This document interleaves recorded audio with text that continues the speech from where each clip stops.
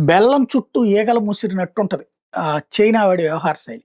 మనం నోటం అనౌన్స్ చేసామనుకోండి. అంటే ఒక మిస్సైల్ ప్రయోగం చేస్తున్నాం. ఆ ప్రయోగం ఎక్కడి నుంచి ఎన్ని కిలోమీటర్లు ఎళ్తదో, ఆ ప్రాంతాల్లో అట్టించి విమానాలు కావచ్చు, యుద్ధ నౌకలు కావచ్చు, వాణిజ్య నౌకలు కావచ్చు, చేపల బోట్లు కావచ్చు, ఏమీ ఉండకూడదు అని మనం అనౌన్స్ చేస్తాం. ఆ రోజున ఆ రూట్‌లో ఏమీ ఉండకూడదని. ఎందుకని?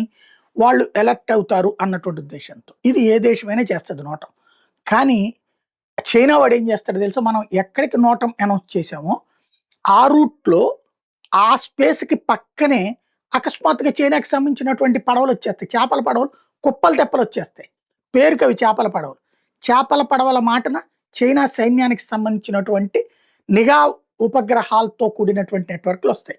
మనం ఇక్కడి నుంచి ఏ రేడియేషన్‌లో ఏ రేడియస్‌లో మిస్సైల్ పంపిస్తున్నాం, దాంట్లో ఉన్నటువంటి సిస్టమ్స్ ఏంటి, ఇవన్నిటిని హ్యాక్ చేయడం కాదు గానీ, కాపీ చేసుకునేటటువంటి టెక్నాలజీలు ఆళ్ళ దగ్గర ఉన్నాయన్నమాట. అందుకనే ఇదేస్తుంటారు. సరే అందుకని ఇదివరకు ఏం చేశారంటే ఆన్‌లైన్‌లో అయితే వాళ్ళు హ్యాక్ చేస్తారని నోట్‌బుక్ మీద రాసుకునేటటువంటి కాన్సెప్ట్ తీసుకొచ్చారు.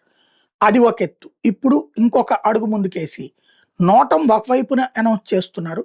ఈళ్ళందరూ చైనా వాళ్ళు అటు కూర్చున్నప్పుడు ఇంకొక వైపున వీళ్ళు ట్రైలేసేస్తున్నారు. టెస్ట్ చేసేస్తున్నారు.